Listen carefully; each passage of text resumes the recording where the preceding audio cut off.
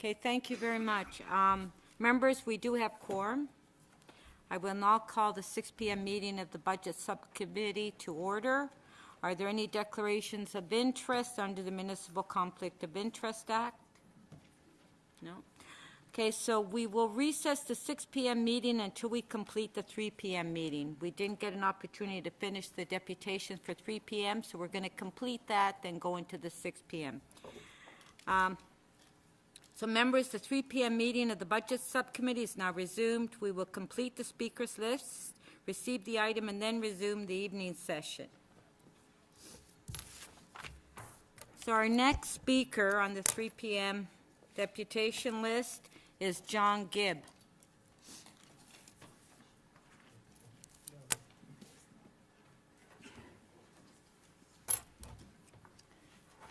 Okay, John, you have 5 minutes. On behalf of my wife, my children, and grandchildren, I respectfully implore the members of this committee to support full funding for the total potential costs of the Transform Toronto Climate Action Strategy.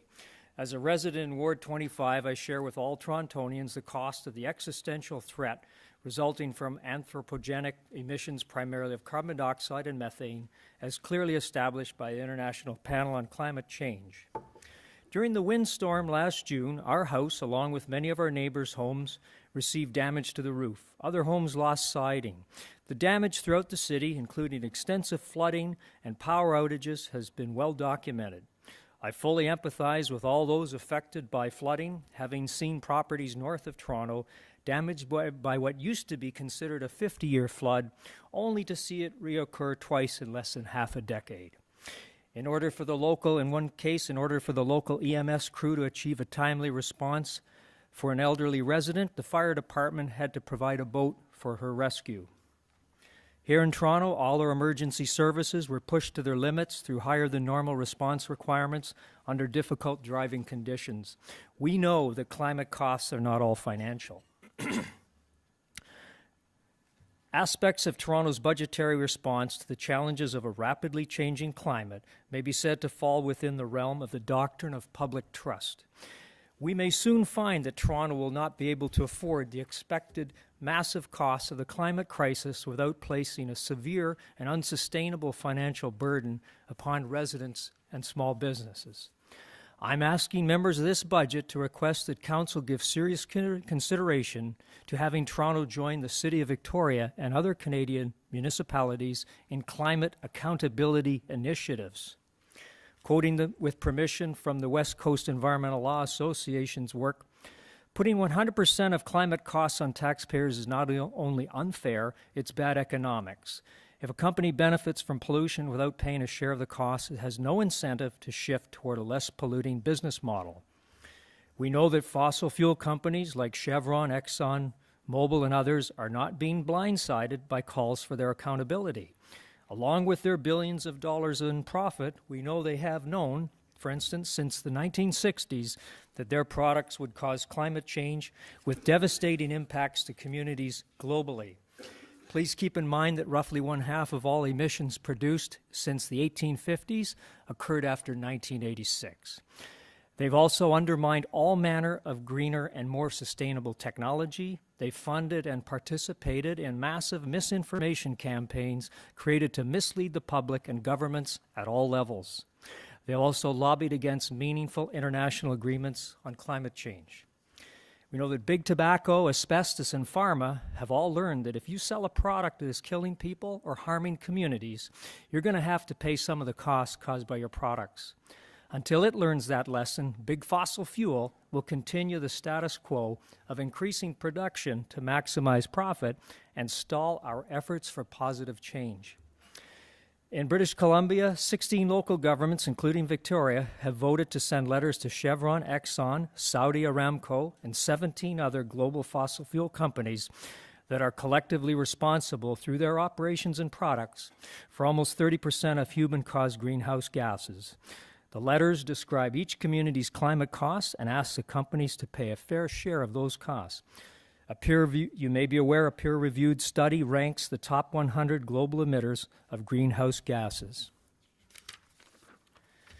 In conclusion, If we are going to solve climate change in the limited time we have, we need a strong incentive for companies in the fossil fuel energy industry to invest in renewable energy alternatives over fossil fuels.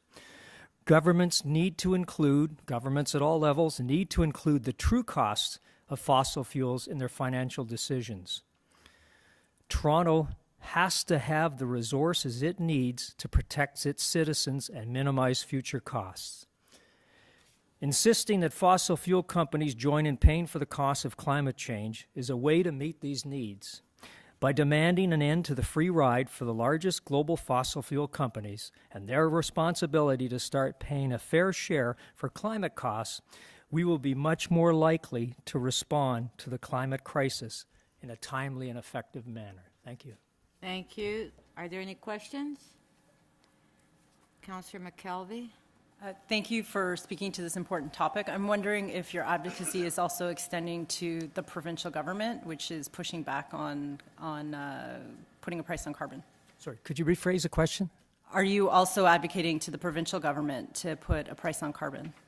Will be doing, yes. Thank you. Thank you. Our next deputant is Kingsley Kwok.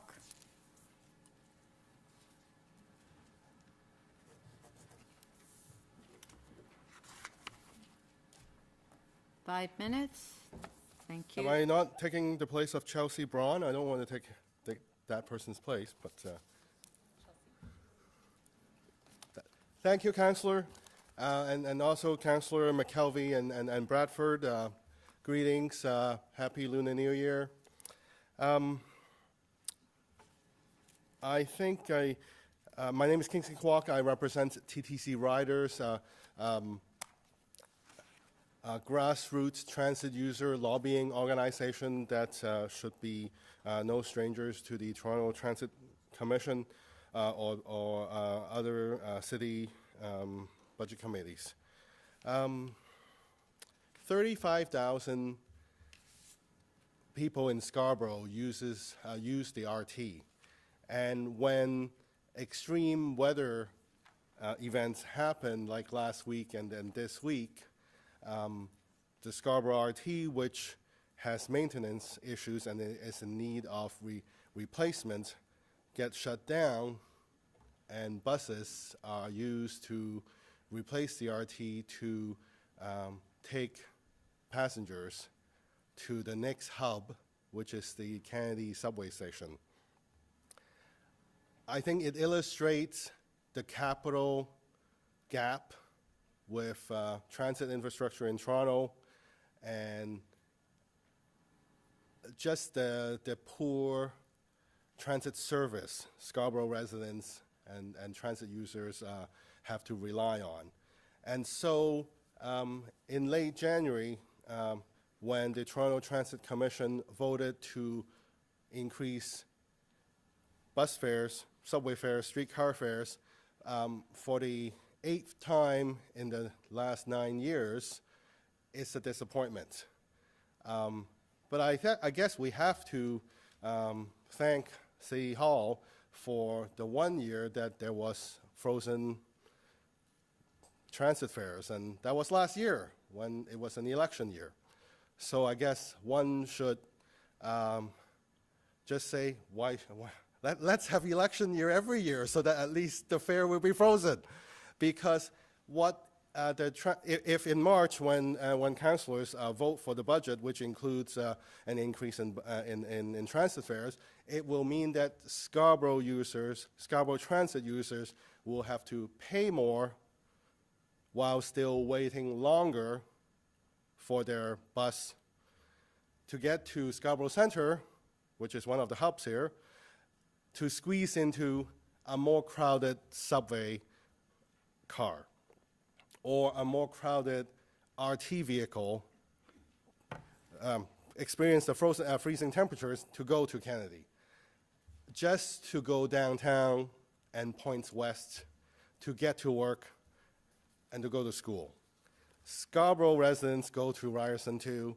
Scarborough residents go to the University of Toronto, St. George campus. They go to York, they go to Humber, and it is at least a 1-hour ride.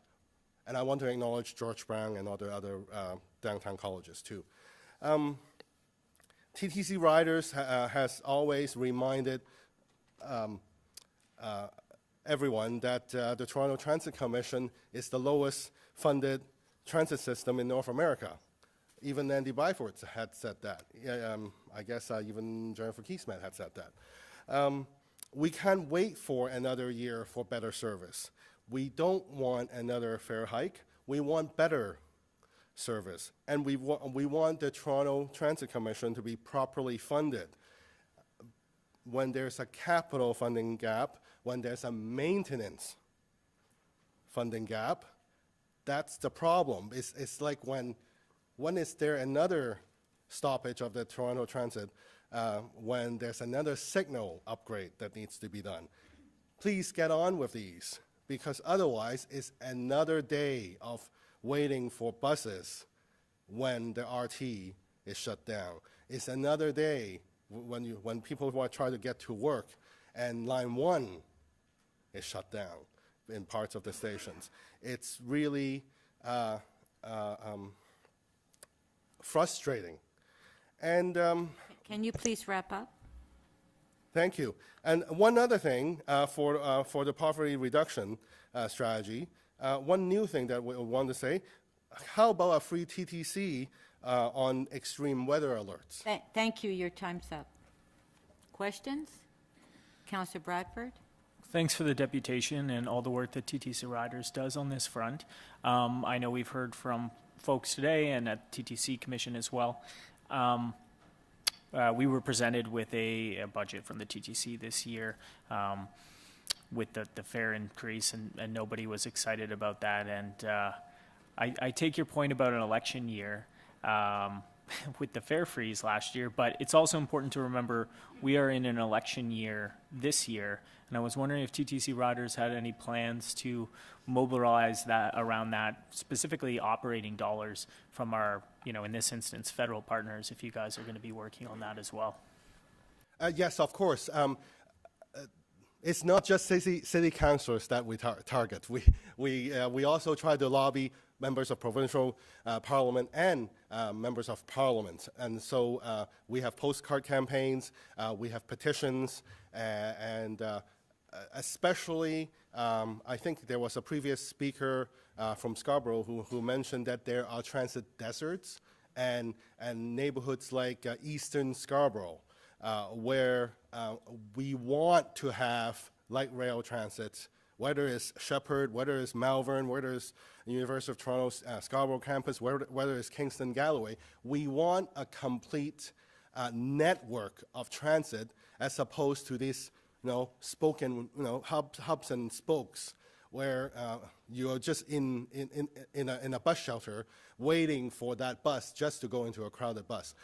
We have always been lobbying at various levels because when we say TTC is the least funded, yes, obviously City Hall is not funding that, but we want the provincial government and the federal government to, for example, divert part of that gas tax to municipalities for transit, and also the provincial government to fund municipalities better so that municipal transit commissions. Right. Well, and I think that's a really good point. We are making a bigger investment on both operating and capital side than we ever have before from the city's end. But definitely we need to put that pressure on the federal government as well, and appreciate your support in that. Thank you. When you do that, we'll be behind you. Thank you. I think the bigger fight would be if the province decides to upload it. That's where we'll have the fight. Thank you. Okay, our next deputant is Jim Robb.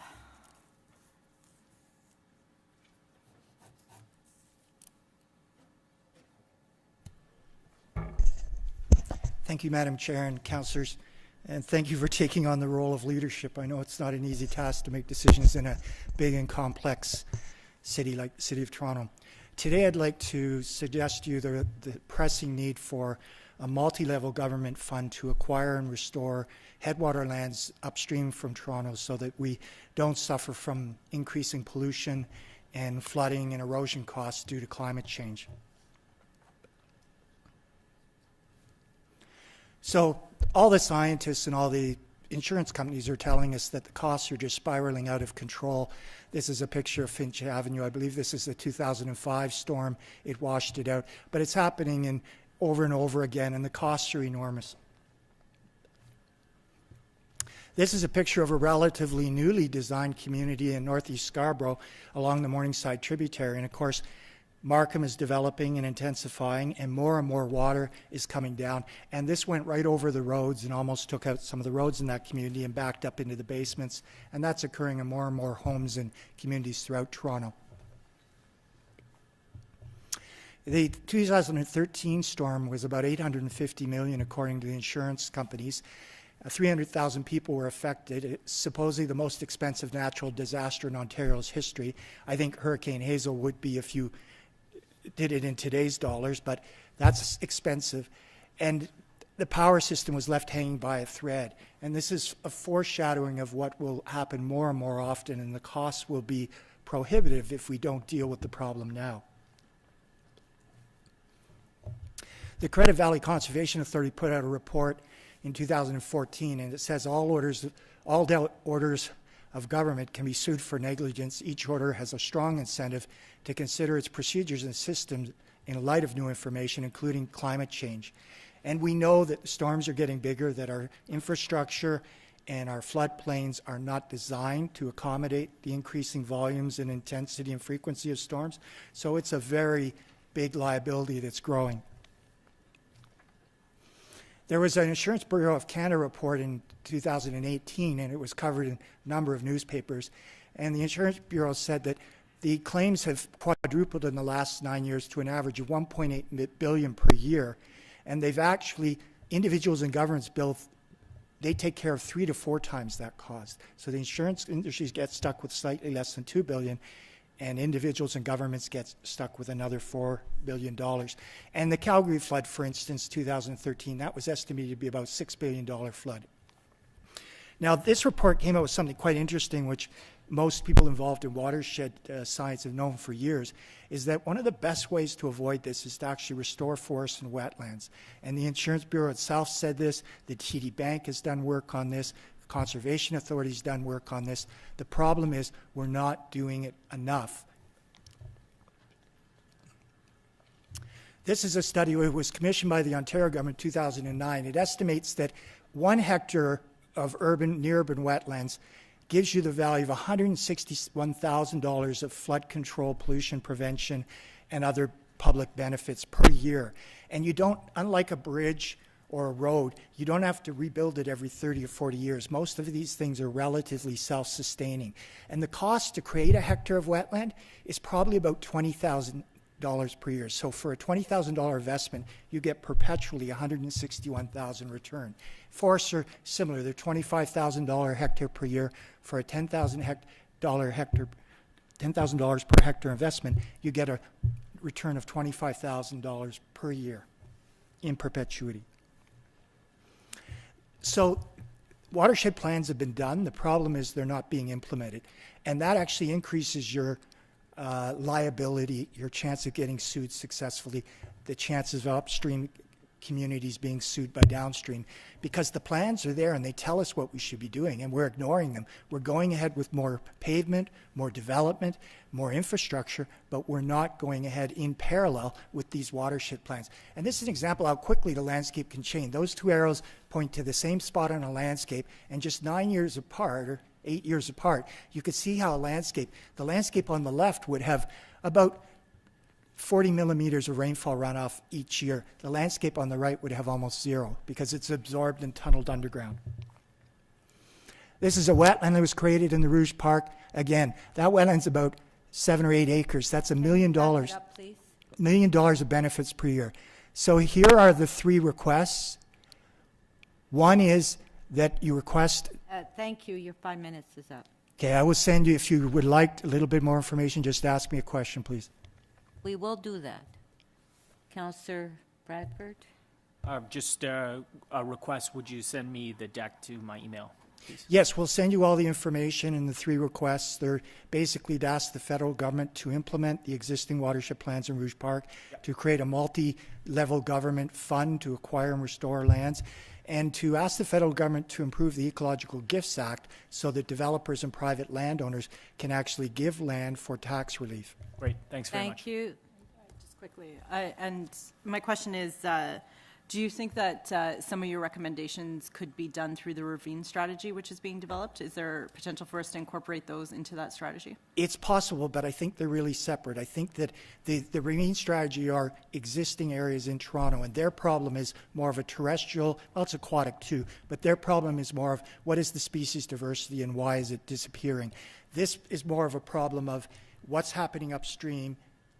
What are your liabilities from the runoff that comes off the land? There's some synergies there, but I really think you need a $100 million a year strategy from all 4 levels of government. So Toronto, York Region, and upstream municipalities, the province, and the federal government.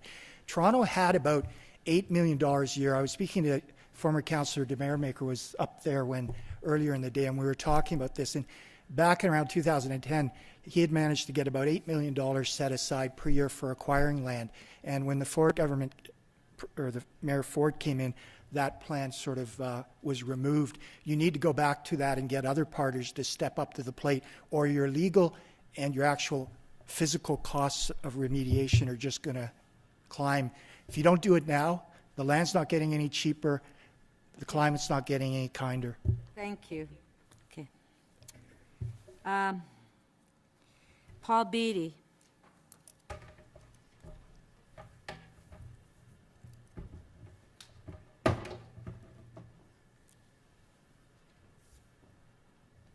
Okay, 5 minutes. Good evening, everyone. My name is Paul Beatty. I've been in Scarborough since I was 3 years old. I've been a homeowner for the last 30 years in Scarborough, and I just wanted to make some comments on a couple of subjects. The first was the TTC. The gentleman made a comment about the over budgets of $400 million, $200 million. We could have used that money to maybe fix my sidewalk, fix the road in front of my house. I'm sure it could have gone a long way to other projects in the city rather than just being spent because people can't do the work in a timely manner. The other thing is, and I've seen it and friends have talked about it, is this initiative that kids 12 and under can get on the TTC for free. So what I've seen is kids with beards getting on the TTC for free. I don't see why seniors cannot get on for free, as they paid for most of the TTC over the last, 50 or 60 years. And the other thing about seniors is when they get 65, which establishes you at a senior, why they could not have their property taxes and their garbage and their water all stay at that level and give them a break instead of having, them increase rates year after year. And on the subject of that, the property tax I have no problem with, but in my area, I see a lot of houses that have parking, 6, 7 cars in the driveway.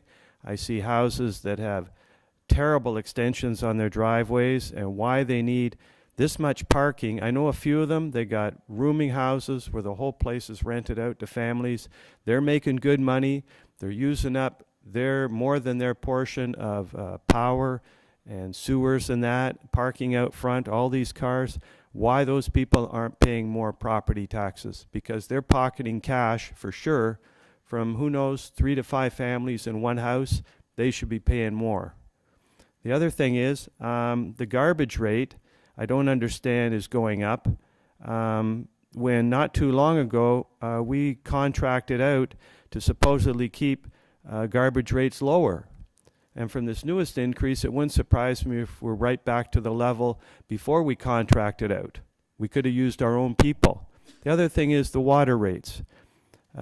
Before amalgamation, my father was commissioner, a utility commissioner in Scarborough. We had the lowest electrical rates and the lowest water rates. And he told me that time, he said, you watch, they'll start raising the water rates because they want to get some income on something that is fairly low priced. And that's exactly what's happening nowadays. So anyways, I just wanted to leave you with those comments. And any questions, or am I fairly straightforward? Yeah? Okay, good enough. Thank you. Have a Thank good you. evening. I just wanted to make one comment about the seniors, the property tax. You know that seniors can apply for a tax rebate and deferral. Below a certain income, right? Yeah. And that's property down around the poverty level. Okay, I just wanted to mention that if you were aware of it. For everything, you know, why shouldn't they? And yet some kid with a beard who obviously is not 12 years old is getting on the bus for free. Thank you. Okay? Thank you. Our next deputant is Chris Coos.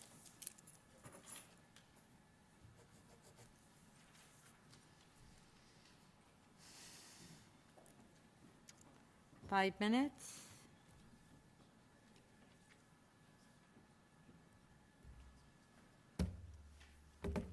Hi, my name is Christopher Gus. I am a member of the Toronto Youth Cabinet and a civil engineering student and co-founder and transportation director of the University of Toronto's Sustainable Cities Club. When I was in high school, I had the option of walking half an hour to school, taking the bus, which usually involved a 5-minute walk, a 10-minute wait, and a 10-minute ride, and that's if I didn't have to wait for 2 or 3 buses to pass by, or biking for roughly 10 minutes. When I did take the bus, yeah, I couldn't get on for a while, and I'd have to wait even longer. And I couldn't bike to school because the infrastructure wasn't there. And my father thought that the cyclist and pedestrian fatality rates were too high, which I myself agree with. Related to transportation, I'd like to express support for earlier on Gideon Foreman's call to hasten the delivery of the Toronto cycling network. Councillor Karagiannis isn't here, but in response to his question regarding funding for bike lanes, my parents both own property and both own cars and both really, really, really want bike lanes in our neighborhood. I soon will also own property, hopefully if I can afford to in the city, and I would like some of my money there to go towards the cycling network. And I'm sure that they're not alone. I am sure that any parent who has children under the age of 16 who either don't have licenses or can't afford to have a car to drive would like their children to have the independence to move around economically, safely, and quickly. And that's why I support bike lanes. But on another note, I study civil engineering, which consumes roughly 60 hours of my time per week. If I were to stay at home at Victoria Park in Lawrence, where I grew up, where I was born, I would not have been able to balance my studies, my health conditions, extracurricular interests, and the 2 hours per day spent commuting. And so I moved downtown. And I'm aware of how privileged I was to be able to do this. Many of my peers do not have the same privilege. When I do, however, travel between my parents' home and school, University of Toronto, during rush hour, I can never find a seat and often have to watch full buses, full subway cars pass by me. When I return home, as I did today for this meeting, I find bunching and delays to be the norm on many of Toronto's high-volume surface routes. As a hopeful future civil engineer, I know that the value of an efficient, high-capacity public transit system extends beyond its users. Transit benefits cities economically, improves accessibility and mobility by allowing its residents to affordably get from A to B without increasing traffic congestion. However, as fares are scheduled to increase, transit will become a much larger expense for many Torontonians who struggle to make ends meet. As a civil engineering student, I also know that the TTC needs a certain amount of money to operate efficiently, and that money cannot come out of nowhere. However, I would argue that instead of increasing fares, the TTC's subsidy by the city, the per-fare subsidy, should be increased. Because it is quite shameful that the TTC receives the lowest per-rider subsidies in North America. Over 60, I believe it was 65% last year, of the operating budget comes from fares. Which is much, much higher than any major North American city. You take New York, you take Chicago, you take Boston, you take LA, take York region, where it's so much more subsidized than it is here per rider. And so I think that if the TTC funding cannot be found inside the current budget, I support the implementation of road tolls, high occupancy toll lanes, or bring back the vehicle registration tax. Essentially, I am in favor of raising taxes. In summary, I call on the Budget Committee to consider additional investments in transportation infrastructure, cancel the proposed 10% fare increase, and consider raising a tax specifically to fund public transportation, which there is a precedent for in other cities. I can't remember off the top of my head, but I believe Boston and New York have one. Additionally, we need to close the 15-year, $24 billion large capital investment funding gap. I think that that is a priority, and I think if we can't find that money now, how are we going to find it in the future? On a personal note, outside of transit, I think we should have a serious increase in property taxes. My parents want to pay it, and I will want to pay it once I become a homeowner. In 2017, Toronto's property taxes were the lowest out of any Greater Toronto and Hamilton area municipality, and since then it has only kept pace with inflation and is scheduled to only keep pace with inflation. And I think that's incredibly irresponsible, especially in a city that is as strapped for funding as Toronto is, and with as much income inequality as the city of Toronto. Frankly, my friends at U of T, who are all future young professionals in technology, computer science, engineering, and management, we all want to pay our fair share. We want to live close to work, we want adequate transit, we want bike lanes, and we want good, safe pedestrian infrastructure. We want to live in equitable, sustainable cities, and we know these things are going to come at a price, but we want to pay our share. Thank you. Thank you. Questions? Okay, I just a couple comments. You are aware that after amalgamation that the province downloaded TTC to the municipality. Yes. And as you know now, they want to upload it. And I think that's a bigger fight for the TTC riders. Oh, yes. And as well as if you want to pay more in property tax or your parents, you can do that now. When you get your tax bill, there's a form in your tax bill that says if you want to give more, you can. You have to sign a form and send it into the city. Unfortunately, nobody has signed up for that. I just wanted to make that comment. Thank you. Thank you.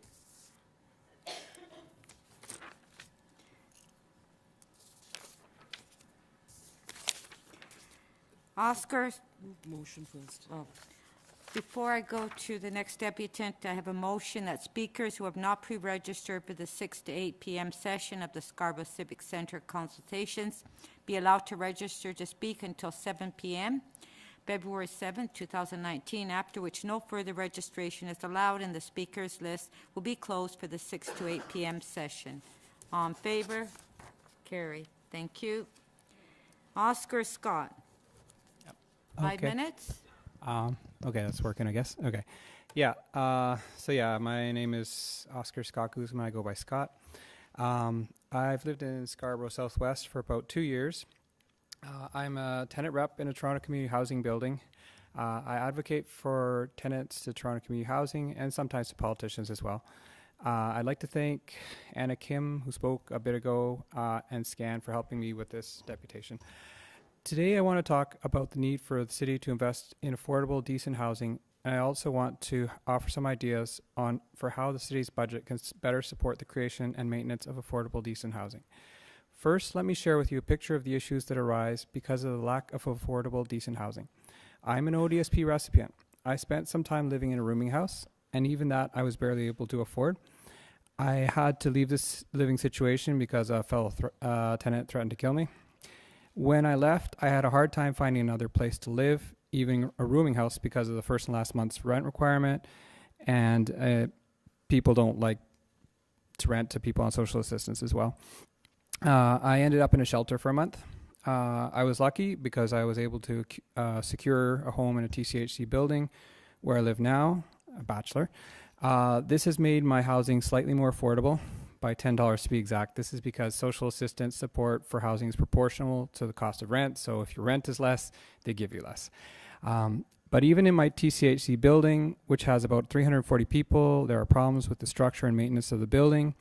A few weeks ago, some pipes burst, freezing, probably due to the extreme cold at the time, resulting in flooding, perhaps a dozen units on 4 floors, including my own. I got home to find my floor covered. And just barely didn't quite reach the power bar, or else I would have gotten short circuit. There are also residents with mental health problems in my building who can and have caused harm to others. If it's really bad, such a guy hitting walls and breaking glass with a hammer, they do get rid of them. But there is a tenant in my building who's put in over 60 noise complaints, and he's still suffering. Crimes happen, sometimes violent ones, especially at night, and it's making it so people don't want to leave their units at night. The sad thing is that in some ways, people in Toronto community housing buildings are more fortunate than many. There's a huge 10-year waiting list of over 100,000 people who would like to get into subsidized housing. I was able to get into TCHC building after waiting several years, being on ODSP, and living in a shelter, so they bumped me a bit. People, regardless of where they live and how much income they have, all deserve basic decency in their homes, and they have the right to feel safe and secure and to receive support when necessary. So here are some priorities I think City Council should consider for the proposed 2019 city budget. One, more funding has to be available for the TCHC repair backlog. Pipes should not be bursting and flooding people's homes. Homes should be maintained. We need to address the repair backlog. The city needs to prioritize this infrastructure investment over things like the Gardner Expressway or the subway extension to the mall. I mean, I know that Tory's lobbyist friend liked that, but it's not really what we need. Okay, 2, more affordable housing needs to be available urgently, especially in Scarborough, where rooming houses are illegal. We are currently living in a housing crisis. The wait list for TCHC is massive. Tenants are losing their homes due to rent evictions. Many can't find affordable housing at all. Shelters are full and people are dying. People are living in fear and vulnerability. The recently passed Housing Now initiative is a start, but we need a bolder and bigger strategy. While we wait for developments, I suggest that the city follows through on its rooming house pilot projects. The city needs to offer more supports for tenants, especially vulnerable ones, like people who live on a low income. For example, the city needs to allocate more money to the TTC Fair Pass discount program so it can be extended to people receiving housing subsidies, not just people who are on ODSP and OW. That was supposed to be part of phase 2, but in this year's budget, only people with childcare subsidies would be eligible. We get the city we plan for. As our city councillors, you have the power to plan for a city that is affordable and decent for all. Thank you. Thank you. Questions? No? Thank you. Our next deputant is Claudia Appiatin. Claudia Appiatin. I think I pronounced it correctly. Okay. Derek Spooner. Are you Derek? Just gonna put the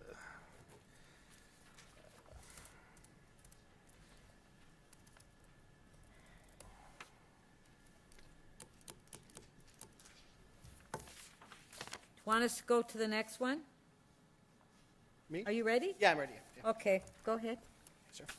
Good evening, members of the Budget Committee. My name is Derek Spooner, and I'm the Executive Director of Scarborough Arts. Thank you for this opportunity to speak and for your ongoing support of the arts community in Scarborough.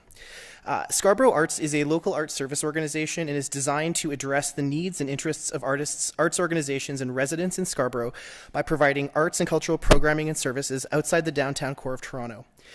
Many of you are familiar with Scarborough Arts, which offers multi-generational programming to a wide stakeholder group across the Scarborough region. Last year, in partnership with the City of Toronto's Cultural Hotspot Initiative, we launched the Scarborough Sign, and I would like to show you a short video reel about the project, which highlights the communities and artists that Scarborough Arts benefits.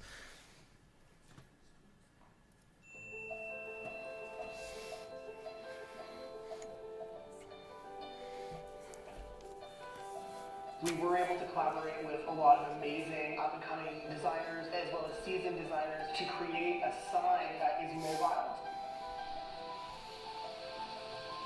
Although Scarborough is very much Toronto, it's a country of its own culturally. And so that Scarborough sign is saying, this is our turf, this is where we're from, Scarborough with pride.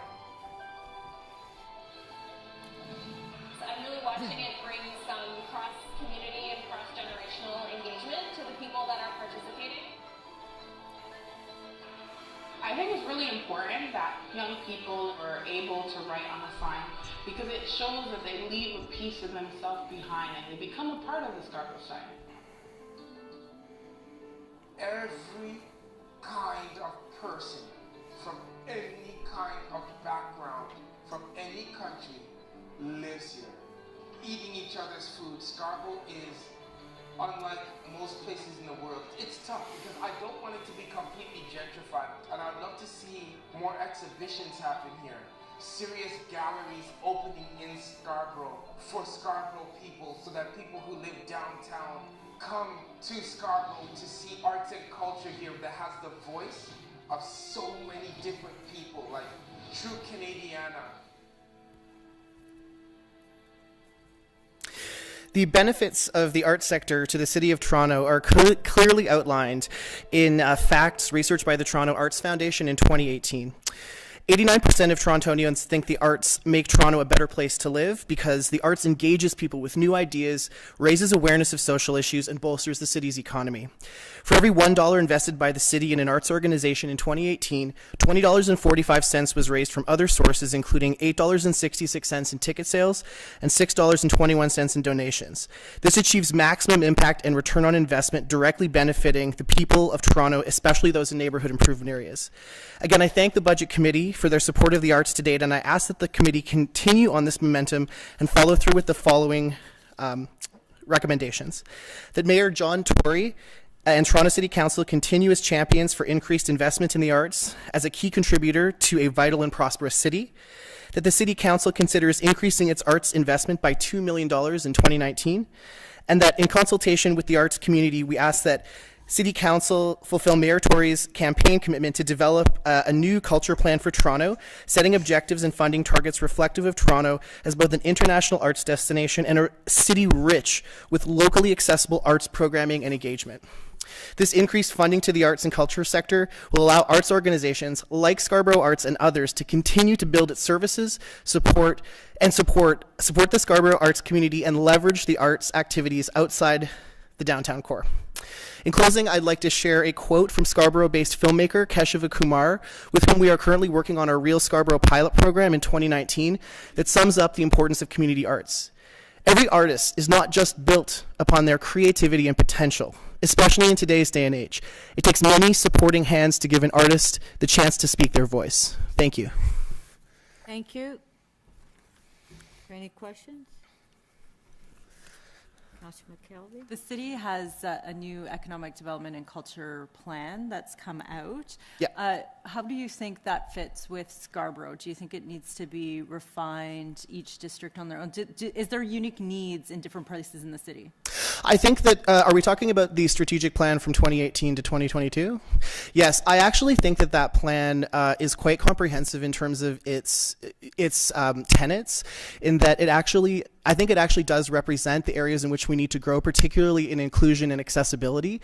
I think one of the main things that I hear the most from artists is the need for accessible space to actually practice their craft or meet to develop certain artistic ideas. And so that's, I think, one of the most important points from that plan, but I think that really is relevant to all areas across the GTA. And so do you think that space for artists right now is equitably distributed across the city? I think that there is definitely a need in Scarborough for, I think, utilizing the spaces that exist in a more effective manner. So perhaps creating some types of infrastructure to places like Cedar Ridge that is 15 minutes walk from any local bus station, but also that, for example, the feasibility study for the Living Arts Center provides another opportunity for us to really think about how can we, develop an art gallery, a performance space that brings together multiple communities in the Scarborough region, and I do think that that's something that's also needed. So I think there is quite a bit of work to be done around that. Does that answer your question? And has your organization written a letter of support for a feasibility study? Yes, we have. Yes. Thank you. You're welcome. Thank you. Thank you very much. Our next deputant is Rosemary. Or is it no? If I don't pronounce it correctly, I apologize. I was close. Okay, 5 minutes. Thank you. Good evening. I'm a resident of Ward 24, and I would like to thank you for this opportunity to speak to the Budget Subcommittee today about ensuring that the 2019 budget includes the full staff requested investment in Transform TO, as well as in other programs and infrastructure that will create a prosperous, safe, and equitable low-carbon future for Torontonians. Before I get into the meat of my deputation, I want to congratulate Councillors Bradford and McKelvey on their recent electoral victory, and I'm pleased that you're here to listen and learn from the people of Toronto that after working so hard to earn the privilege to represent them. And I'd also like to thank Councillor Nunziata for championing Transform TO last year. You were the one that put forward the motion to include it in the full funding in the budget last year. I am an elementary school French teacher, and for many years I have been teaching 7 classes a day from grades 1 to 8. This means that I have had the honor of watching and participating in the students' growth and flourishing throughout their elementary school years. This year, however, I'm on a leave of absence as I pursue graduate studies full-time.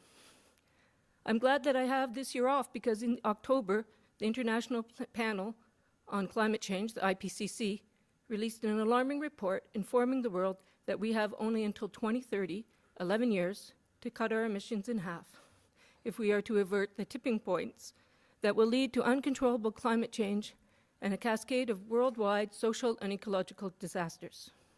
Since that time, the urgency of the call has been met with little action. I am glad that I am not daily facing my young students whose futures are so severely threatened, because I want to be able to tell them that we adults are doing all that we can, everything in our power to fix this for them, but I can't say that. Currently, my students seem doomed by our complacency to a very bleak future. However, Transform TO does give me hope. It is a model for the type of climate action cities must pursue worldwide. With adequate investment, the Transform TO plan has the city on track to reduce emissions by 65% by 2030. It allows us to make our contribution and lead the way in the worldwide reductions called for in the IPCC report. So it is imperative that we include full funding for Transform TO in the 2019 budget. But we can't stop there. All budgetary, policy, and regulatory decisions must be made through a climate justice lens, with the 11-year horizon in mind. For instance, since transportation takes up 35% of Toronto's emissions, we must stop prioritizing cars and begin privileging public transit and active transportation. To invest properly in these and so many other vital needs that have been highlighted here today, we have to increase city revenues. I recommend that along with a higher increase in property tax, that we reinstitute the vehicle registration tax. Along with garnering revenue, this tax will encourage the needed cultural shift away from our motor vehicle-dominated lifestyle. To help accelerate Transform TO's transportation electrification plan, I would recommend that electric vehicles be exempt from this tax. As a hybrid driver, I'm halfway there. Nonetheless, I'm happy to pay a full price, the full vehicle registration tax, with the knowledge that the money that is invested in efforts to create a just, low-carbon future for Toronto. So in conclusion, I request that the city fully invest in Transform TO, increase funding to public transit and active transportation infrastructure, and improve revenue streams through increased property taxes and the reinstatement of the vehicle registration tax. Thank you. Thank you. Thank you very much.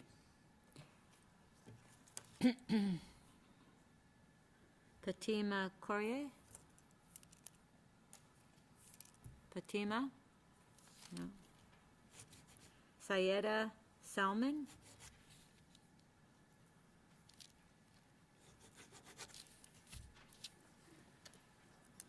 So she's the last one. Yeah.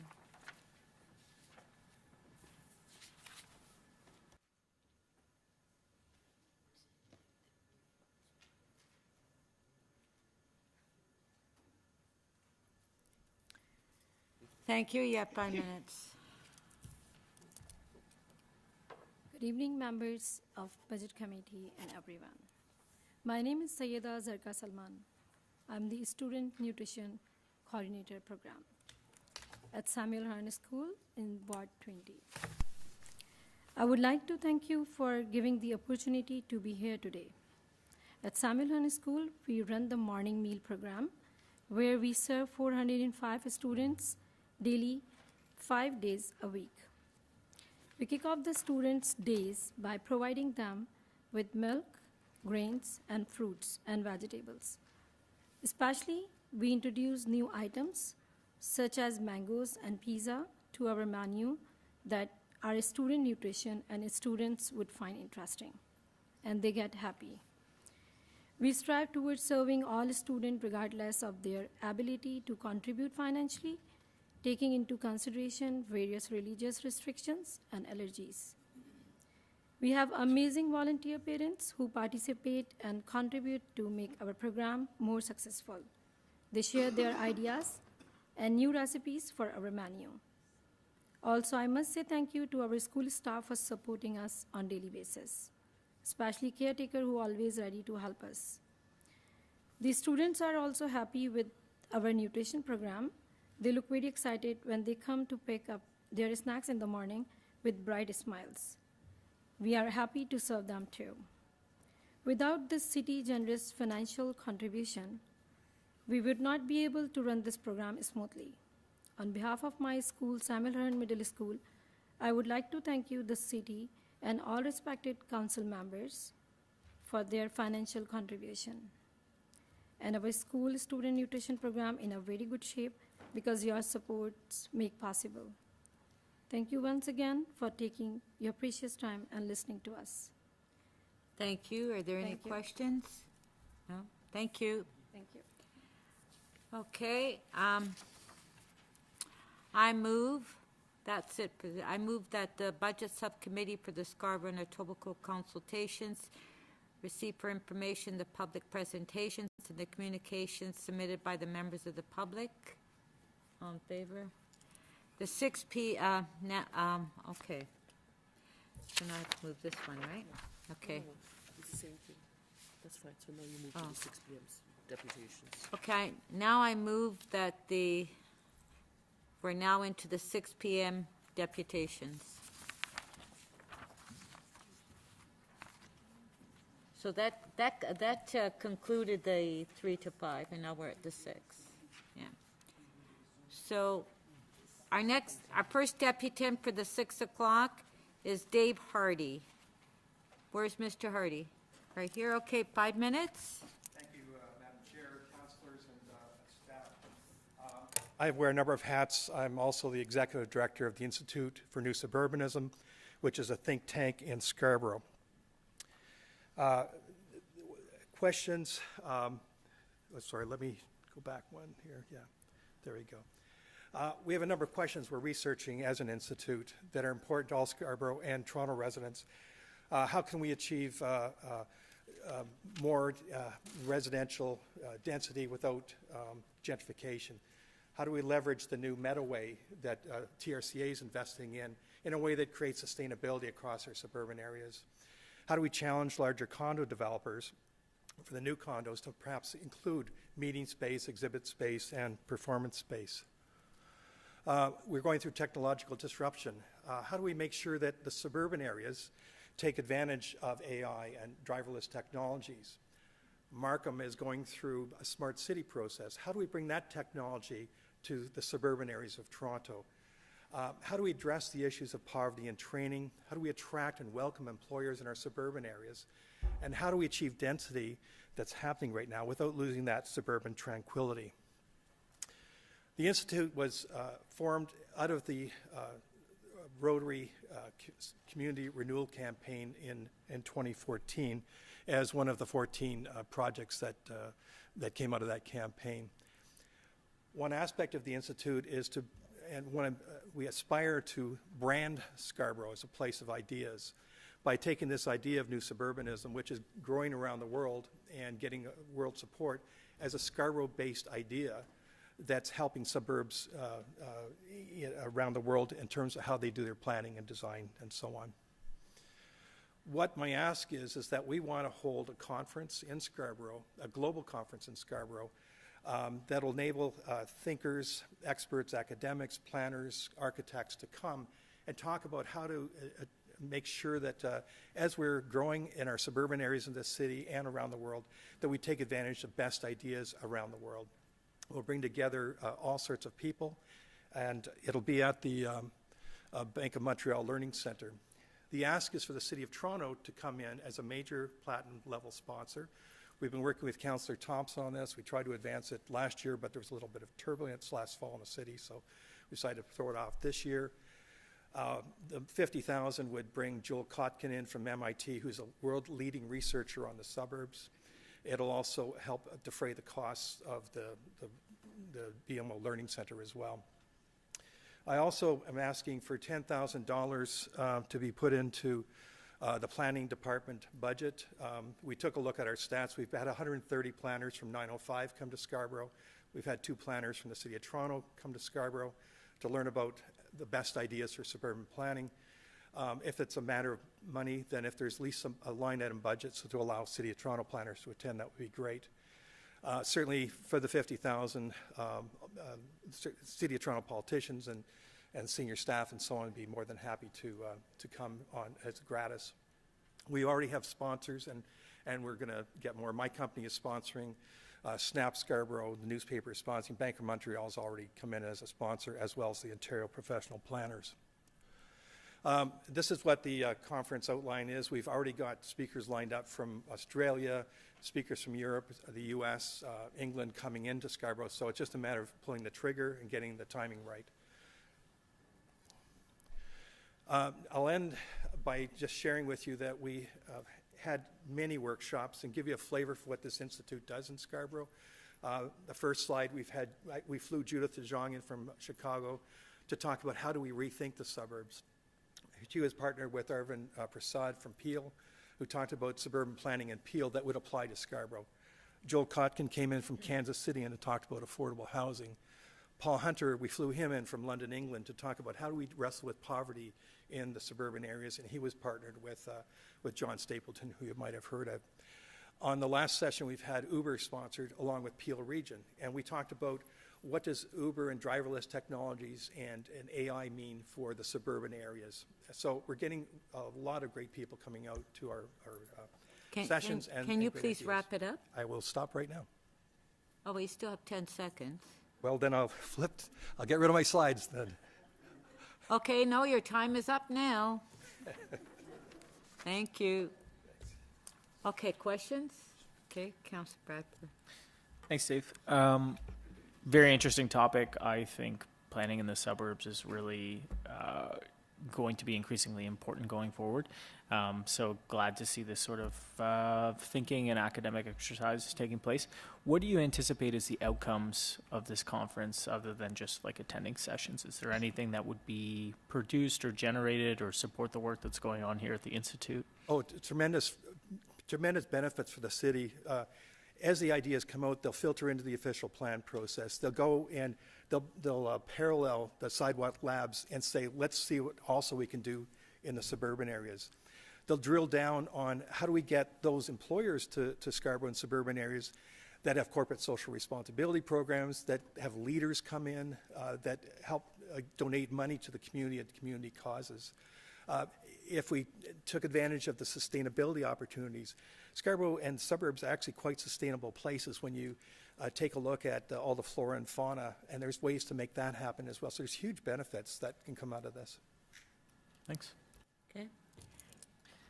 Councillor McKelvey? Through your work, have you been looking at silos that might exist in planning? And do you have recommendations that have come forward through the work at the Institute about economic development plans, transit plans, and how they could be better integrated for a suburb, because as opposed to for a whole city? Yeah, frankly, we need to renew the official plan. We need a city rethink our corporate structure. We're not getting the integrated thinking that we need to get to have the suburban areas function as strong as the core areas. In order to have a strong city in Toronto, we need strong suburbs and strong core. And that takes work at the staff level as well, and the programs that are developed. So they're really not there compared to when I look at other cities around the world. Okay. Thank you. Okay, our next debutant is Michael Benetti.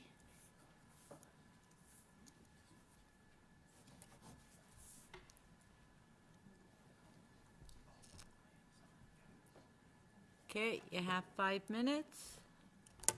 Okay, good evening. My name is Michael Benetti, and I am a lifelong resident of the Scarborough area of Toronto, except for a 2-year absence where I lived in another city that seriously underfunded its city services. I am here tonight because I am concerned with the direction that the proposed 2019 and past city budgets have led and are continuing to lead Toronto into. I want the city to increase revenue for the 2019 and future budgets. Growing up, I remember when Toronto, and when I speak about Toronto, I mean the 416, was known as the city that works. Planners and transportation professionals from around the world came here to learn about our expanding and efficient public transit system. The city dreamt big and built one of the world's largest zoos, built great civic places like New City Hall and the Scarborough Civic Center, which we are in tonight, and created metropolitan parks like the Toronto Islands, and most importantly, it properly funded our public services. For example, boulevard grass was always trimmed, snow was cleared in a timely manner, and we built amazing neighborhoods like the St. Lawrence District. We did this while paying city employees a good wage and not contracting out jobs to the lowest bidder that doesn't always care about how they perform their job. It was this Toronto that made me pursue a career as an urban planner. Toronto is now a global city and truly one of the best places to live in the world. I love this city and would not want to live anywhere else. However, we are no longer the city that works. Since amalgamation, our elected politicians have failed to invest in this city, and the city is now fraying at the edges. Our transit system is overcrowded and has not greatly expanded. Our streets are full of potholes. City services have deteriorated. Snow is not cleared in a timely manner. Boulevard grass has to reach your knee length before it is cut. And our EMS system, shockingly, is underfunded and stretched to its limit. Last year, some residents waited hours before an EMS vehicle and personnel were able to attend to them. This is a situation that happens a lot in decaying American cities like Detroit, and I never expected to hear that happening here in Toronto. In Detroit, it took a city council member waiting over a half an hour for an EMS to service them for a stroke before the city council properly funded the services there. I hope it does not take the same situation happening here before that happens. Our legacy projects from Toronto's first boom are in desperate need of restoration, be it the Toronto Islands Parks, which has facilities in desperate need of rejuvenation, to our underfunded zoo. To top it off, and as trivial as this may sound, our lack of investment even means that the city cannot hold a world-class fireworks display during events like Canada Day. If you look at our cousin Sydney, Australia, they put us to shame in what they do with their events. All these issues stem from the City of Toronto having a revenue generation problem perpetuated by current and past politicians who do not want to raise revenue, meaning taxes. I am tired of the City of Toronto having no vision to make this city great again. As a resident and property owner of Toronto, I want the City of Toronto to seek additional revenue in the 2019 budget and future budgets, and end the zero funding freeze on most city departments. To raise more revenue, you are going to have to look at raising property taxes well above inflation, looking at different revenue sources, such as a hotel tax, vehicle registration tax again, and growing more business in this city so that we can grow our non-residential business base. We have to stop the stagnation and being okay with doing the bare minimum in Toronto. As leaders, you all sometimes have to make unpopular decisions like raising taxes, but that is the price we pay to build a great city. Please better fund all departments in this city and vote to increase revenues this year. Let's be a Toronto that dreams big again and is not afraid to properly fund our services. We have been living off the legacy of what our politicians did 40 years ago. It's time for you guys to make some new legacies for this city. Thank you. Thank you. Do we have any questions? Sorry, quick question for you. Thanks. Do you have a number in mind when you say raising property taxes? Like it's 2.5%. Yeah, and I'm not saying we should do like, a Brampton that went 8% or something, but this keeping it near inflation is not working. The city, I know there's other levels of government that we try to get money from and all that, but at some point we just need to fund the city properly, and staying near inflation is not enough. We need to raise it at least a little bit more. Do you know how much percentage, and you might not, increase nets us each year? No, I'm not. I can't say. It's about 29 million bucks per point. Mm-hmm. So when this is a challenge that I think about too. When you look at the capital backlogs and stuff, when we're talking more than 30 million bucks. Yeah, but some of this backlog is because previous city councils since some Yeah. I just, I was wondering if you had a percentage that you were thinking. Yeah, no, I couldn't say off the top of my head. Okay. Oh, thanks for the deputation. Some of the backlog is from the downloading from the province when we amalgamated. Yes, and I understand it's a large it's issue. not from past councils, it's from the amalgamation, the downloading that the province did to us in 1998. Yes, but the Okay, our city could next fund it. speaker, thank you. Our next speaker is Dana Snell. Hi, I have a Mac and I'm kind of struggling over here, so I'm just going to try and hold this because apparently I need a proprietary cord. Okay, I'm going to try this. Okay, here is my presentation. So my name is Dana, and the reason I'm here today, thank you very much, is her, my 2.5-year-old daughter, Isla. A new Scarborough resident, new mom, but unfortunately when I think about my daughter's future, I don't feel excited. I actually feel very frightened because the recent report from the International Panel on Climate Change had some very devastating news. We have 11 years left to reduce greenhouse gas emissions by 50% if we have any chance of keeping global warming to 1.5 degrees above pre-industrial levels. The planet has already warmed 1 degree, and we are already seeing worrying effects.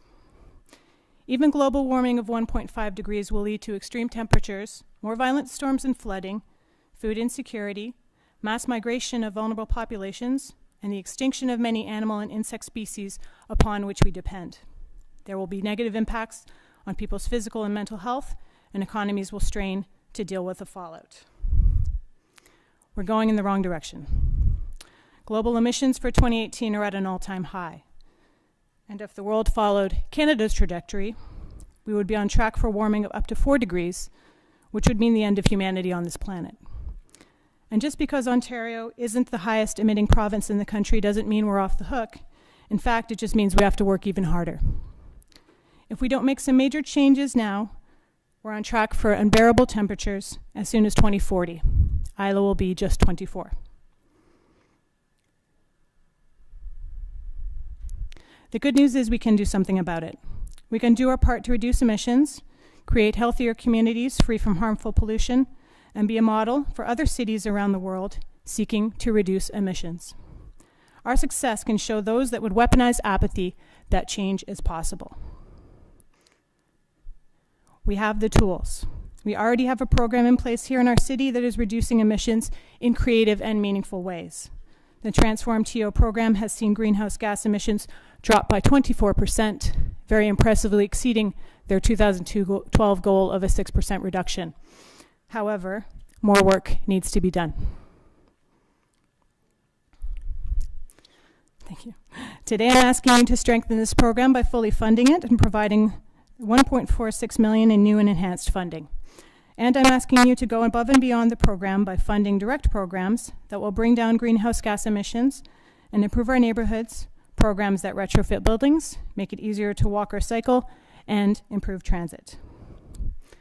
Climate action needs to be a priority for both capital and operating budgets, and funding must be long-term, not vulnerable to the vagaries of different political parties. I want to be a grandparent just as much as the next parent. Lost my place. Please fully fund Transform TO and prioritize climate action. Thanks. In the upcoming budget, so that if Isla chooses to have a child, there will be a safe world for her to do so. Thank you for your time.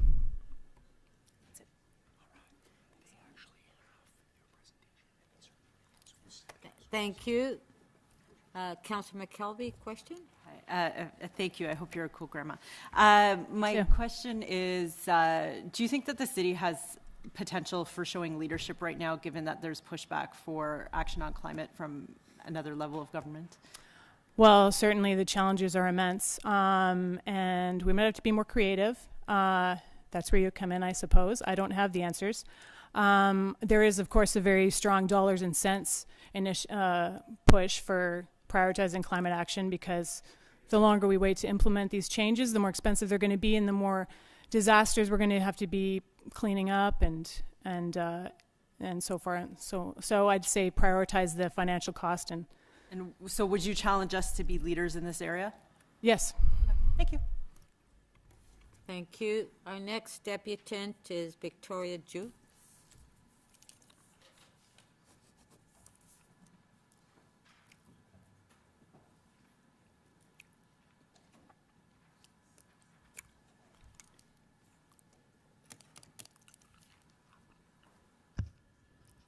Good evening.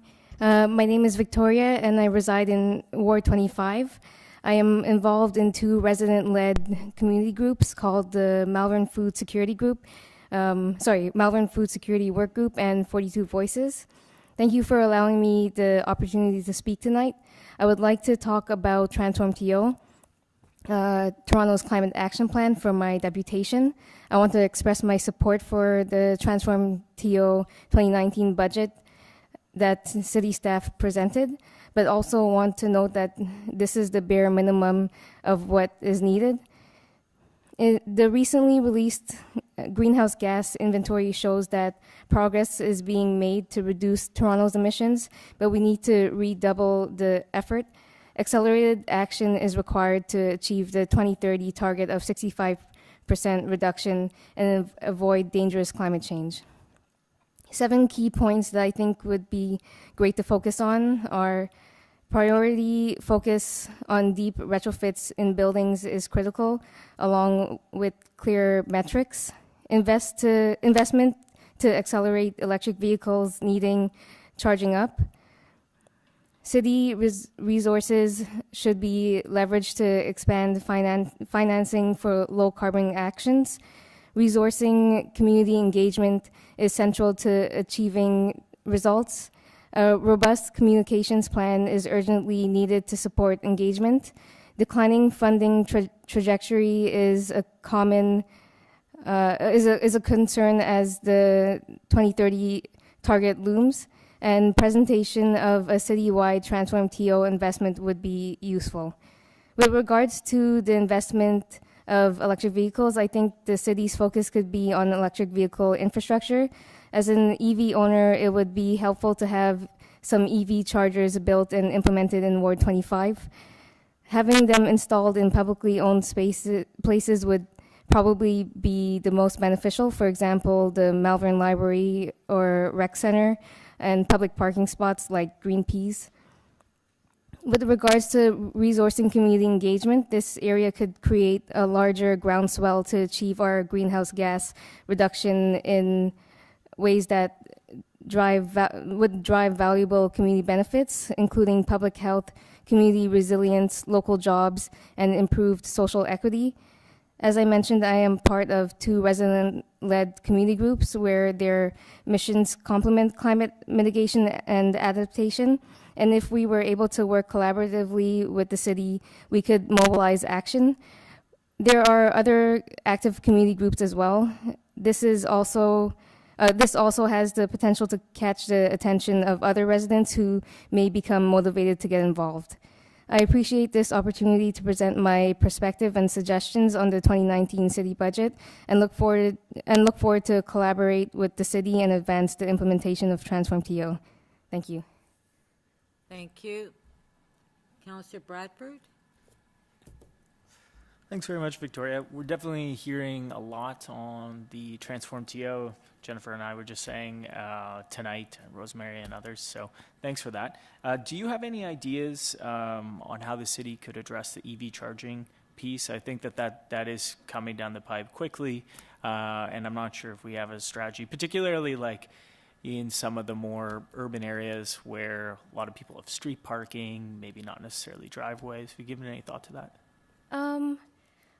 Well, I guess I could look into it and I guess maybe connect with you. But I think the City of Toronto did a pilot project of 3 EV charging spots in like the more of the core of Toronto. But I guess maybe I can look into how that was done and how we can maybe bring that to Scarborough. Yeah. Okay. Thanks very much. Thank you. So in the next month or two, there's going to be a resiliency report coming out to the city. So I just wanted to encourage you to please look for that and perhaps write letters of support in it, because it's not probably going to be implemented in this year, but going forward. And in that, I think it's going to have some discussion about retrofits for buildings. So I was wondering if you could speak to that specifically, on how you think that's going to have an impact on greenhouse gases and why it's the way to move forward. I'm a little bit more familiar with some of the retrofits that was kind of subsidized by the province, like insulation, changing of like your windows, and also like the microfit program where you could put solar panels on your house.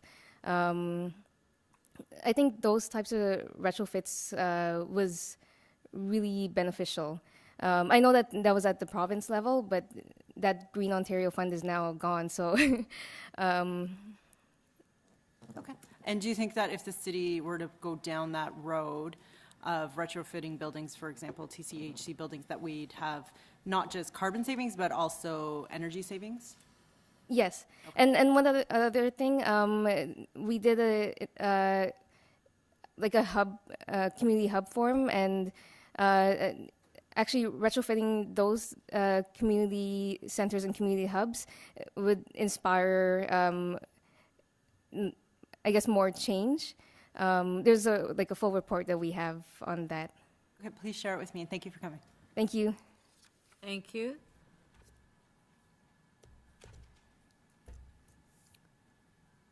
David Matter.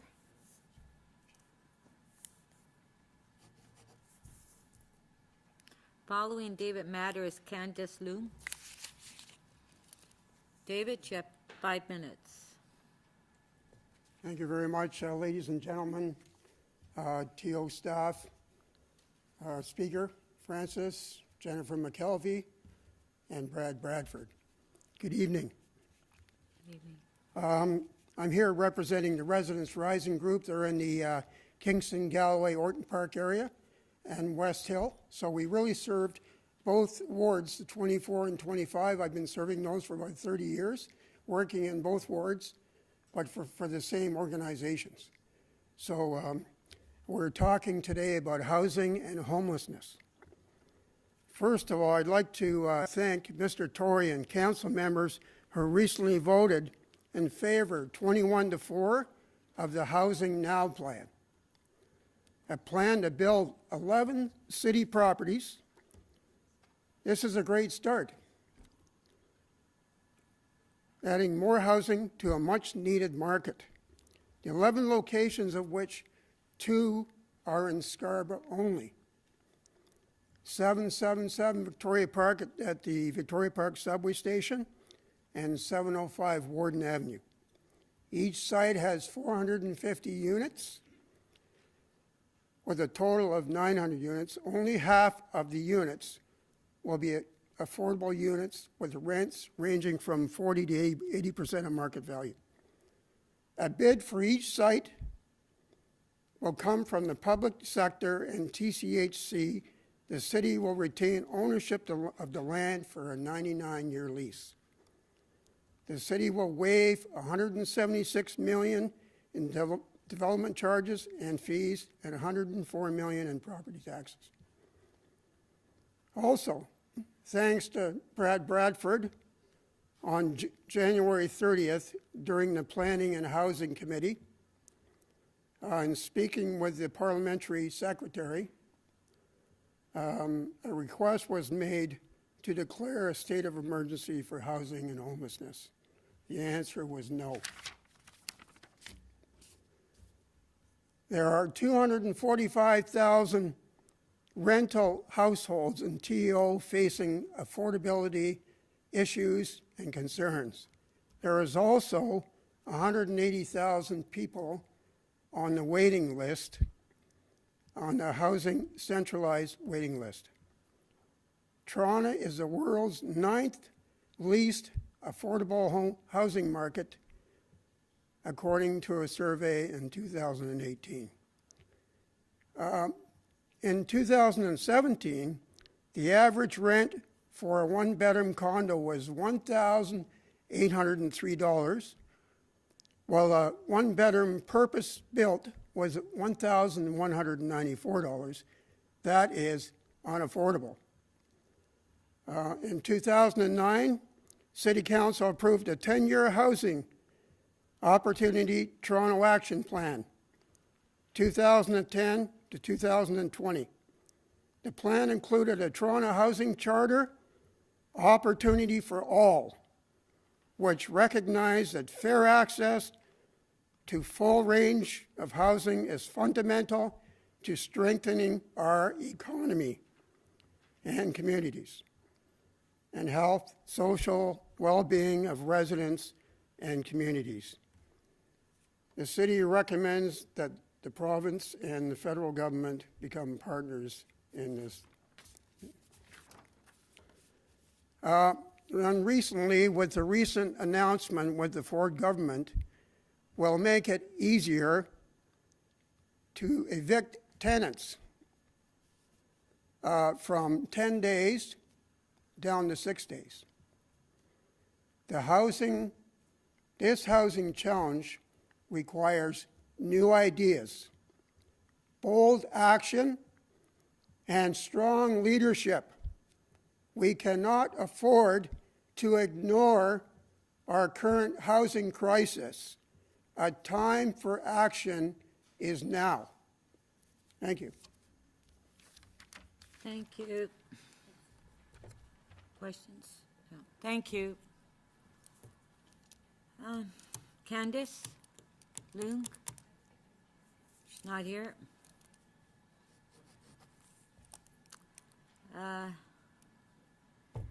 Cyprian Owens?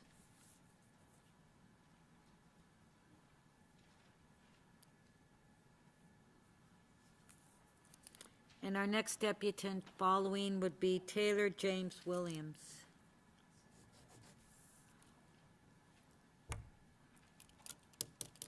Okay, you have 5 minutes. Good evening, everyone. My name is Cyprian Owens, and I'm a nutrition coordinator. I'm here this evening just to provide some insight into the school nutrition program and to implore this committee not just to continue funding of our program, but to use your authority to actually increase the funding for the program as a better way for us to assist our students. I currently operate out of Pauline Johnson Junior Public School, which is located in Ward 22. At PJ, we offer a morning meal to our students. Our programs serve approximately 320 students on a daily basis, and we run 5 days per week. We serve grains, fruits, and vegetables. Just give you a few of what we serve: milk, yogurt, cheese, whole grain crackers, Triscuits, raisin breads, samosas, apples, oranges, cucumbers, and carrots. You know, all healthy stuff for our kids. Our program is a universal program, so we serve everyone regardless of their ability to contribute financially or physically. And we try our best to respect religious restrictions and work to accommodate most allergies. The student nutrition program receives funding from both the city and the province. And on occasions, we do receive additional funding, which is much needed from parents and student fundraising efforts. Our volunteers consist of parents and members of our school community. It might be surprising to many of us how many of our students begin their school days with nothing to eat, and is reassured knowing that at about 9:30 a.m., they themselves or their class designate can pick up their bins, and they have a much needed and healthy meal to eat. In many cases, students stop me while I'm walking in the halls, and they try whispering in my ear, asking me, do you have extra cracker, extra chocolate milk. I didn't have any lunch today. So, as members of the school community, we all share a sense of gratitude, knowing that through your continued contribution and support of our other partners, we can continue to provide this much-needed support for our students. Our teachers who work so closely with the students know how much this program means to them and how much they look forward to receiving that morning meal. And they too have expressed how grateful they are that the program exists. Our school community is a very diverse one. With this said, our student body have a say as to what is served in the program. And we try as much to accommodate them as much as the guidelines allow us to do. Our program is currently facing many challenges. Chief among them is financial and a lack of volunteers to actually help deliver the program to our students. As our city population continues to grow, so does our school population. And at this time, our financial resources are stretched thin. In many cases, we're just able to keep up with the ever-growing demand of our community. We need additional volunteers for our program, as most of our parents are now holding full-time jobs, and they're not able to volunteer as they would like to. At this time, I'd like to take this opportunity to thank members of the committee for your financial support in the past, and I'm hoping you can intensify your support in the future as we continue to meet the needs of our students. Thank you for listening and your continued support. Thank you. Do we have any questions? No, thank you. Thank you. Taylor James Williams.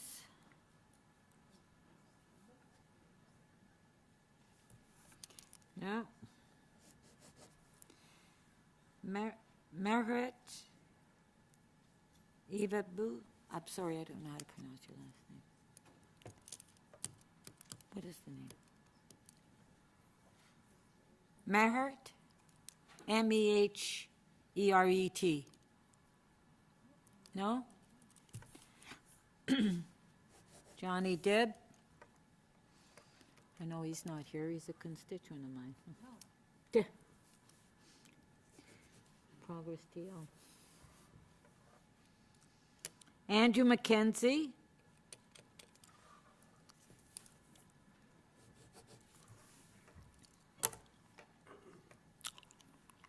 Following Andrew is Ramon Cruz.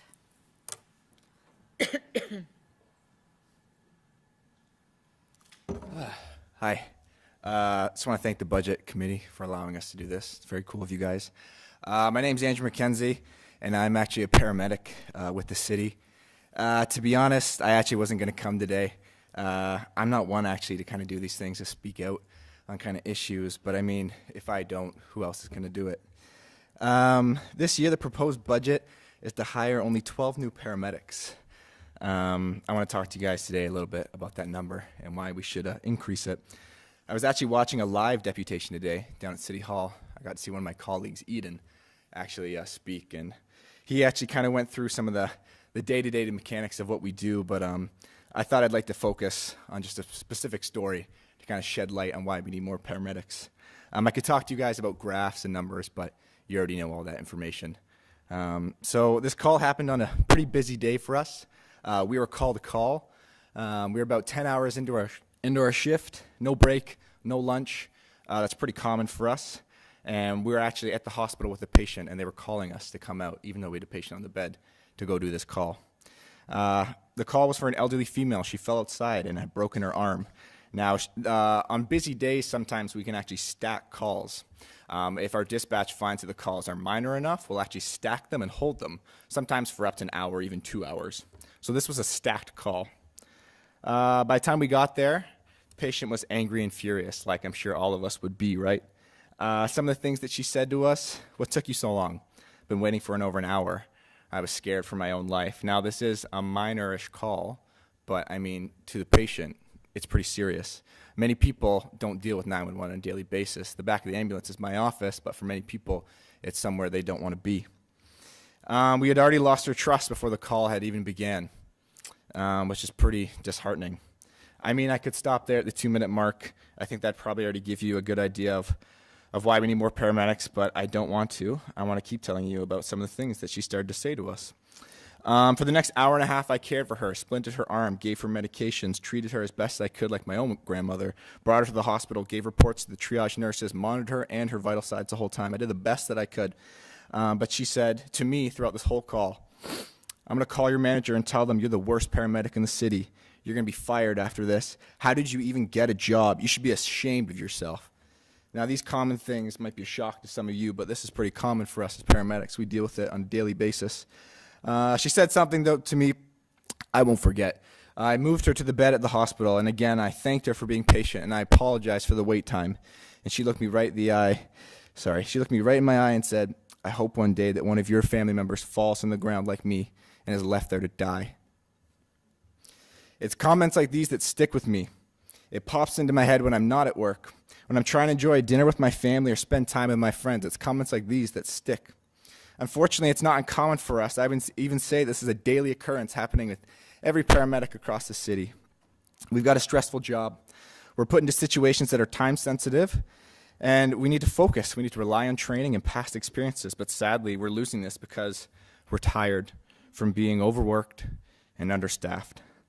The morale within Toronto Paramedic Services is going into an all-time low. And that story I just told is a perfect example for what's accelerating this poor morale. We're running on fumes, but fumes can only keep the ambulance going for so long. And now the city only wants to hire 12 paramedics. This is nowhere near enough. We have paramedics retiring, moving to new services. Some can't work due to physical and mental injuries, and some are just quitting. 12 paramedics won't even come close to the number that we're going to lose this year from the reasons I just listed. I'd like to ask the council to increase these numbers. But before I'd finish, I'd actually like to ask everyone here a question before I finish, and everyone on the council as well. How many of you know someone who's had to call 911, whether that's a friend, a family member, or colleague? If it's all right with the council, could you guys lift up your hands if you know someone? I don't think you're here to ask questions. We're here to listen. I'm sorry about that. I apologize. You can finish your deputation. I apologize. Sorry for that. Last year, though, we had over 400,000 911 calls. And I'm only saying this because these patients are not just patients. They're us. It's family members. It's friends. It could even be you one day. So I ask that the council please increase the number of paramedics hired this year so we can serve the public to the best of our abilities that I know that we can. Thank you. Thank you. Okay, our next deputant. Okay, Councillor Bradford. Do you have a sense of how many colleagues are on leave for stress or? It's really hard to say. That number changes all the time. I mean, we have over 1,000 paramedics. I'd say it's really hard to say. I'd say even at least 30 to 40 this year are probably going to be retiring. And then we have other people, like I said before, that are going to new services. And if that new service can provide them full-time opportunity, they'll most likely leave this service. And then accidents happen every day on the job, so it's really hard to gauge a number. Okay. Thanks, Andrew. No problem. Okay, our next deputant is Ramon Cruz. Is Mr. Cruz here? Okay, if you can come down, please.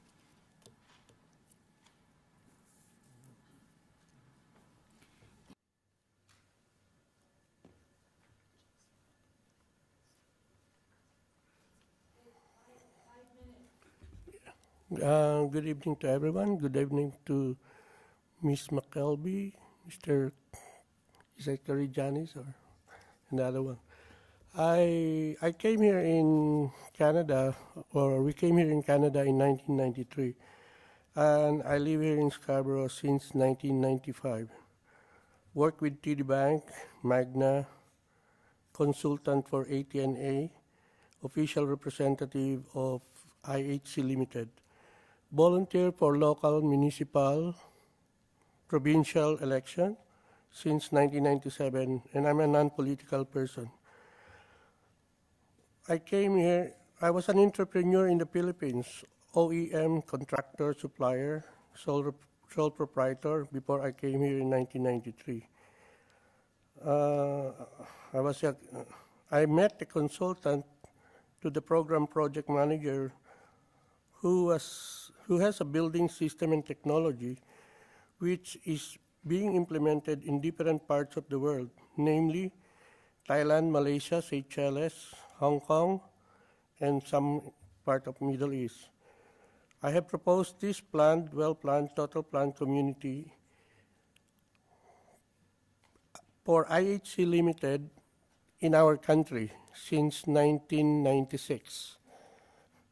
The building system that meets or exceeds the International Code of Building Standard. I went to BDC to apply for a bridge financing, and I have actually registered a limited company or corporation also here last year. But unfortunately, I cannot produce yet the requirement because I don't have any employees here, as I am an entrepreneur with myself, all doing this hardship. Anyway, if there is something I can or we can do to help the affordable housing, I can show you everything that we have and I have proposed to the office of our president in our country for the last how many years. And thank you very much. And you may get in touch with me with my email. That is with Ms. Lin. And thank you for the opportunity to speak with you here. Thank you very much. Thank you. Do we have any questions? No? Okay, thank you. Miroslav?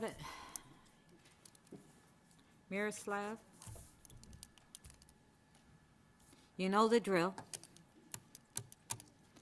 5 minutes?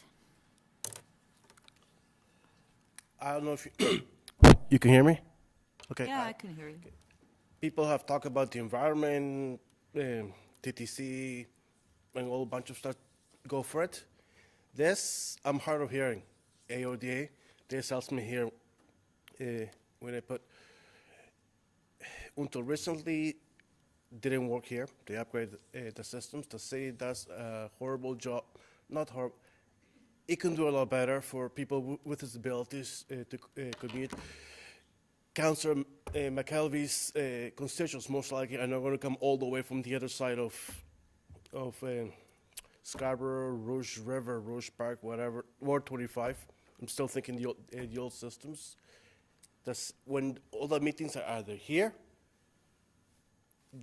downtown, you know, the city could support doing deputations via Skype or things like that. I spent 8 years in deputations at the General Government Management Committee called General, the new name.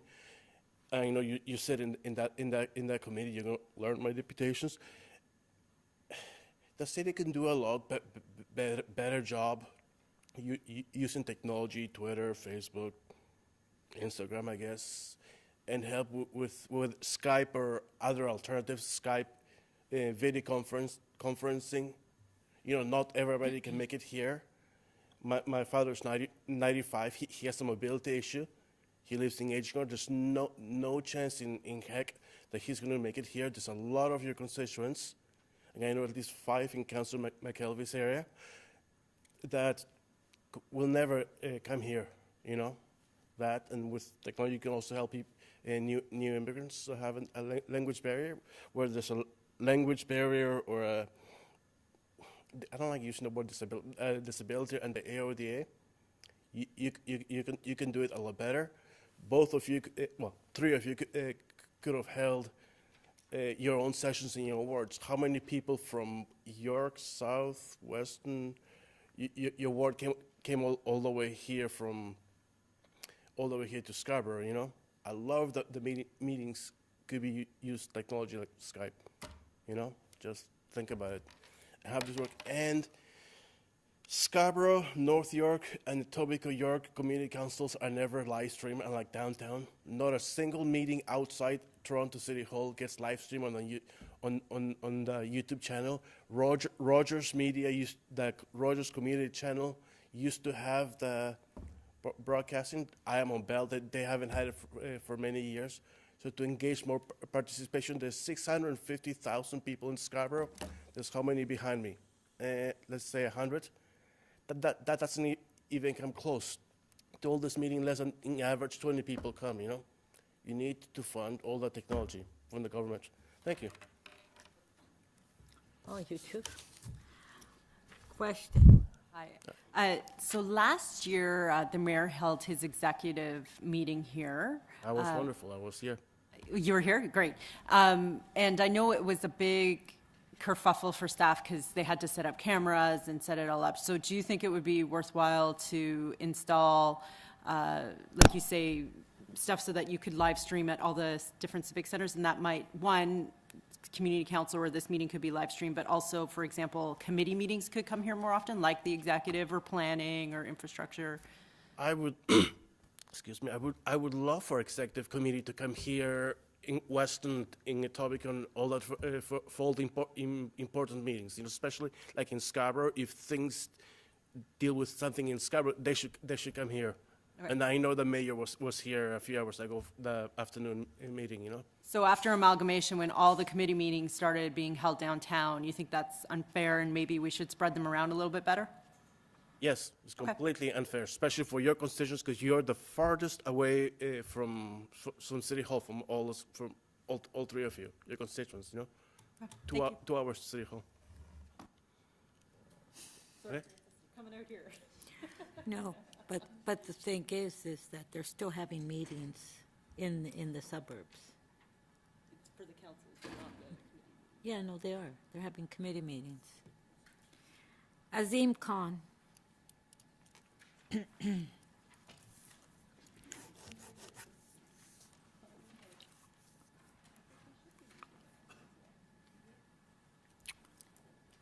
Five minutes?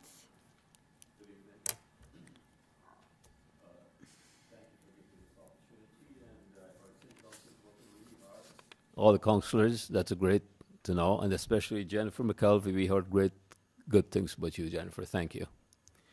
I'm here today to talk about sports field, or the lack of sports field.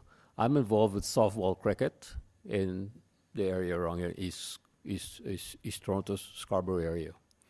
We have about 600 members, and for the past year, or for the past 15, 16 years, we only had access to one additional park ground. And the type of game we play is not a game that requires a Sunnybrook Park type of cricket pitch. We're talking regular park ground. Like Dean Park, there's, I think it's classified as a C type of ground. But we do not have access to enough grounds. We've tried, imagine that, we've grown from about 50 players to roughly 600 players now. We play on Sunday afternoon. We get the community involved. This year we're having folks from international games, from Florida, Orlando, Fort Lauderdale, New York, New Jersey, Guyana, Antigua coming up to Toronto to play. And the biggest problem we have is to find a ground or additional grounds. I'm looking at Markham now to see if I can seek help from them. Our final games are played on a Sunday, and I can't even get Ashtonby to play a game down there. I'm not talking about the regular cricket games, the cricket pitches. I can't, they wouldn't even give me Ashtonby to play there. I have to go to the University of Toronto ground. It will cost about $700 to get that ground for one day, whereas I can use Ashtonby ground maybe for 1/3 of the price. So I'm asking you if you can help me with a few things here, or help us, the community. One is to get to us more grounds available to us for softball cricket. I'm not talking hardball cricket, softball cricket. It's a game that's over 150 years old. And We need some city support. We're not asking for financial aid. We just want your support to ensure we get these grounds and the grounds are properly maintained. And I'm looking for improved communication with the parks officials. We know what we want. We can talk to them. We know how to do ground maintenance, which is hardly being done. There was a problem with the ground. The lines got busted somehow, and we were blamed for it when it had nothing to do with us. But that's the type of lack of communication or improved communication will help resolve some of these things. And whatever we're doing wrong, we're ready to listen. But I want you to know, when people come to this country, they come and tour the international games. They don't look at just at cricket. They take back the way we treat them. And if we can give them good fields to play on, proper accommodation, we want to work with the city to get them accommodation, they go back and talk good things about Toronto. And for twice now we've had the international tournaments, and we tried our best. Now we're seeking out the council to help us achieve. We're going there end of August, August 30th, 31st, and September 1. That's our weekend. We need proper grounds, and if you can help us, we'll be more than happy. We'll pay our permit fees. That's not a problem. We just want the availability of those grounds. Thank you for your time. Thank you. Thank you. I have heard from many residents about the need for cricket pitches. Is that the right word? Yes. In Scarborough, and have talked to parks. And I know that it's a fairly lengthy process, but I'm wondering if your association and the cricket associations might be willing to send us letters that we could provide to parks so we can underscore how important that ask is. We certainly will do that, but I want you to understand that the cricket pitches you're talking about, it's for the hardball regular cricket that you see on international. I'm not even going there. I just need availability of grounds that, like, you know, classified as C grounds and B grounds that have across the parks. We just want them to become available to us. And do you have this tournament is this year? Yeah, this tournament is this So year. maybe we can contact you about seeing what we can do to help for this year, and then going forward for building an actual cricket pitch.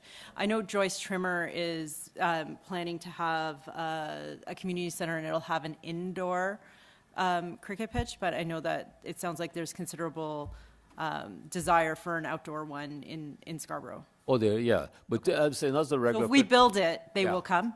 Okay. Okay. Yeah. Thank you very much. We can discuss this a bit further next time. I'll send you information. Right, because it sounds like you also need an interim solution until we get to having that permanent field. Absolutely, because the school grounds cost us about 50% more than the parks ground. Right. And that's what we have to do right now. We have 8 of those. And would you be willing to take me out so I could learn the difference between soft and hard cricket? Absolutely. Okay, thank you. Okay, thank you. Thanks. So you've got a date. Our last debutant is Brenda Simpson. I'm sorry, Brenda Thompson.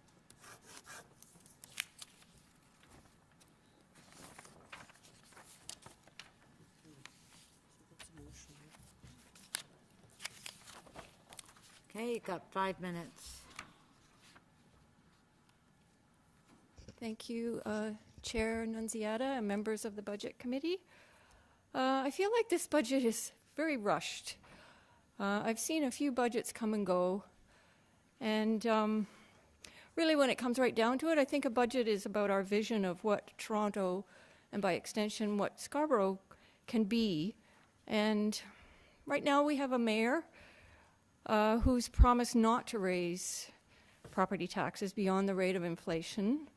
And we have city staff. I think they tried to work within the confines of that promise when they produced the budget. But as member of councils, I feel council members also have a responsibility to their constituents. And if you choose to vote for a different vision, I think that that's, especially if you believe that this budget will cause unnecessary hardship or further exacerbate the homeless, the housing, the transit crisis that we face.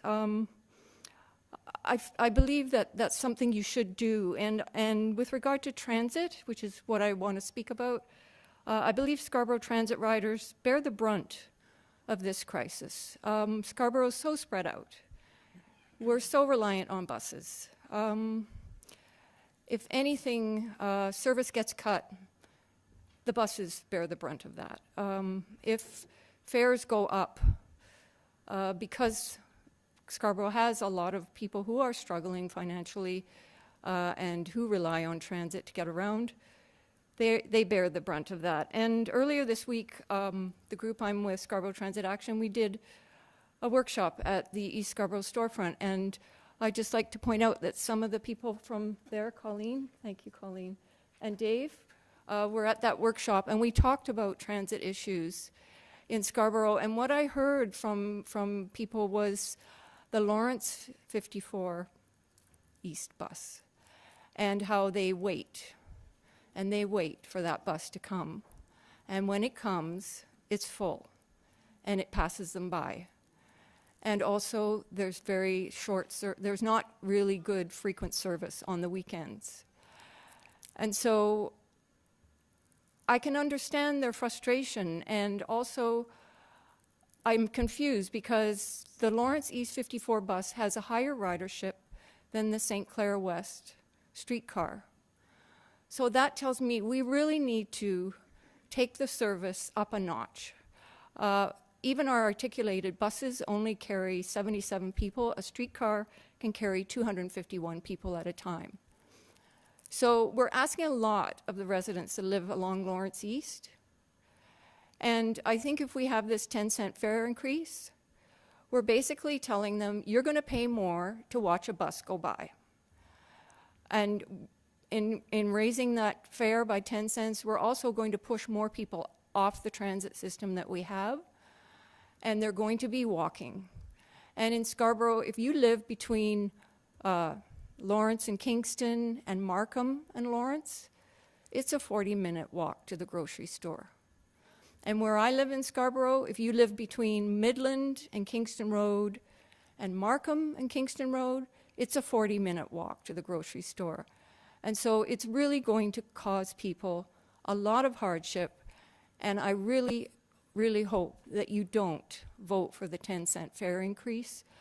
I really hope you figure out a way to find the money, because transit riders are doing everyone a favor, and especially in Scarborough, we need to support them in the best way we can.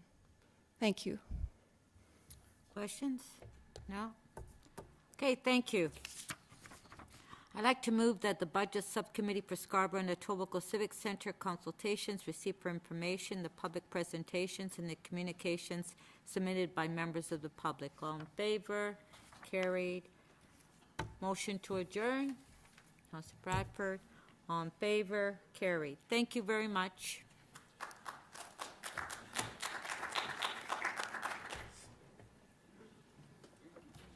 Huh?